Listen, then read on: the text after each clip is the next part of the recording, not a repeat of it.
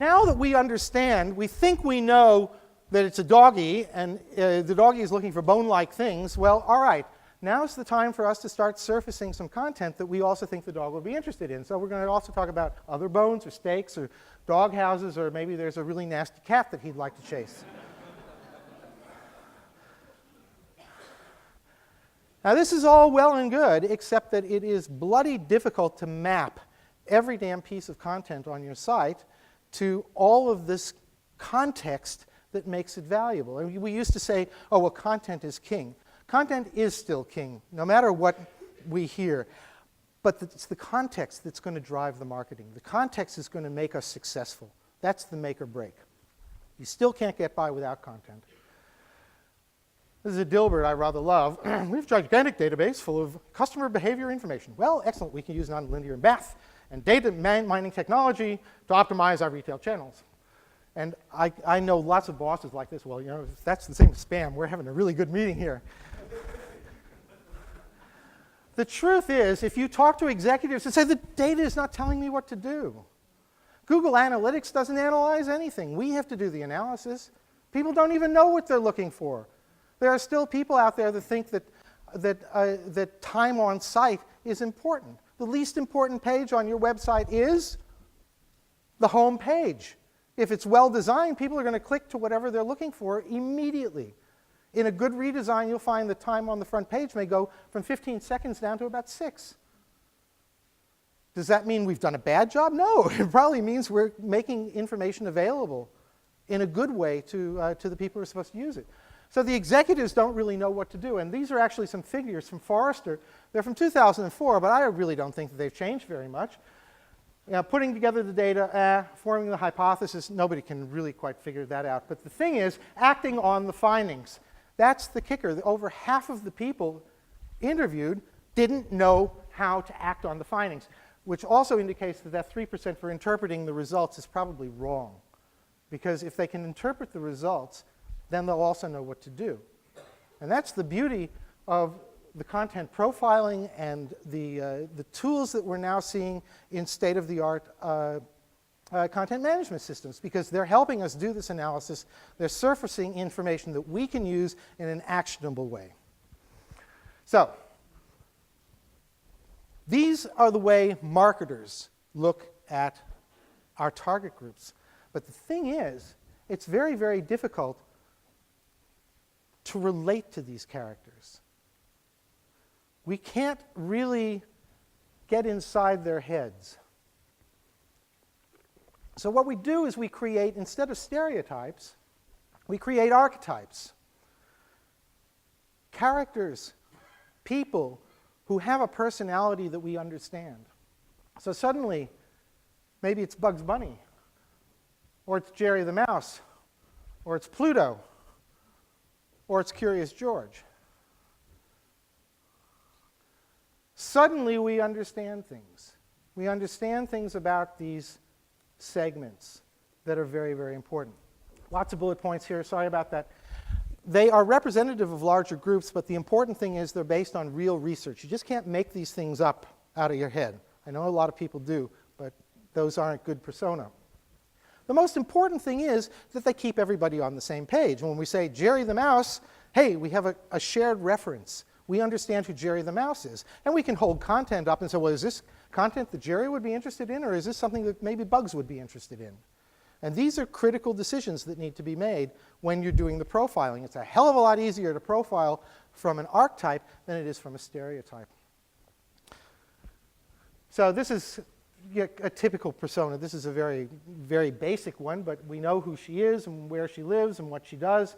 And there's also a little bit of a use case built into this. In other words, this is for a healthcare provider, by the way. She's very worried about her husband who has a stressful job, and she's learned about a particular product online on CNN. And so what she is looking for us are arguments that she can use to get her husband to avail himself of this product. In this particular case, we created 4 persona that represented extremes. We had 2 people who were very unhealthy in terms of lifestyle, and 2 people who were very healthy. And the idea was, if we can keep the people on the extremes happy, the people in the middle are probably going to find the content they need too. So that's one way to look at it. You can also build a hierarchy. In this case, they're not all from the same company, but they certainly represent different stages in a decision-making process. Or, this is the tall neck, the long tail, if you read your Chris Anderson. This was for a professional organization where, you know, all of these people had members working for them. So William had like 80 members of this organization working for him. So he was a high-value client. And on the other hand, Dennis was a lone operator, so he only had himself to take care of. But their needs were very, very different. So those are persona, and they're very, very useful when you're trying to do this mapping. And I'm sorry if this sounds too basic, but it helps a lot to understand what you're supposed to be doing with all this data. Because if you look at the tools that are available, it's very easy to be overwhelmed. You say, well, I don't know what I'm supposed to be doing here. I mean, I realize that we have all these wonderful opportunities, but I don't know how to make it work in real life. So the persona is going to lead to a use case of some sort, all right? Something's going to happen. This person needs to do something. Through that, we will learn that they have some needs of some kind, and finally, that is going to dictate what kind of content they're going to be wanting to watch. So let's go back to Bugs Bunny.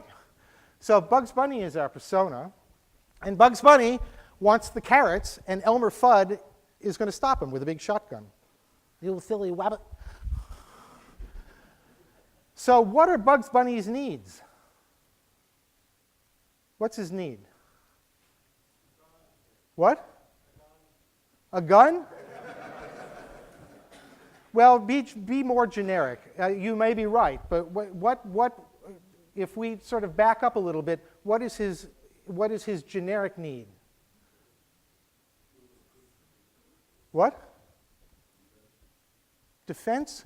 Well, no, basically, he's looking for a way to get around Elmer Fudd. Okay? So maybe the content that we want to surface is a funny disguise. Or it could be a shotgun. Or it could be something else. Or it could be the Acme tunnel digger. No, that's Roadrunner. Well, whatever. But when you've got the use cases, then you can start to map a lot of different content. And in fact, we work with something called mental models.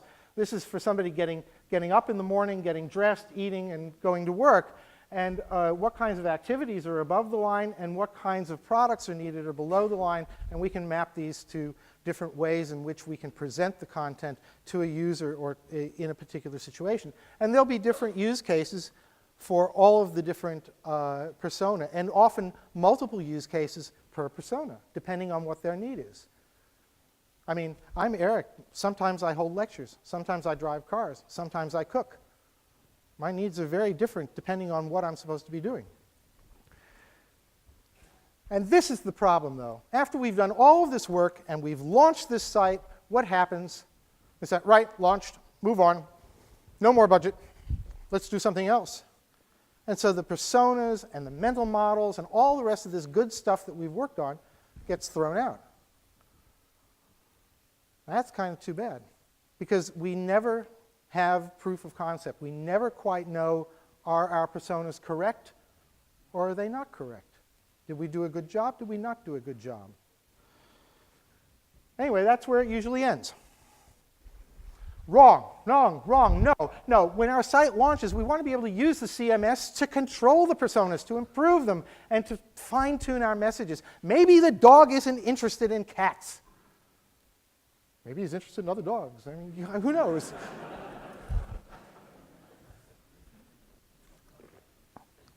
By looking at our content profiling and seeing what kinds of people are going in and looking at particular types of content, we can fine-tune our message, and we can see where we're supposed to be going with this.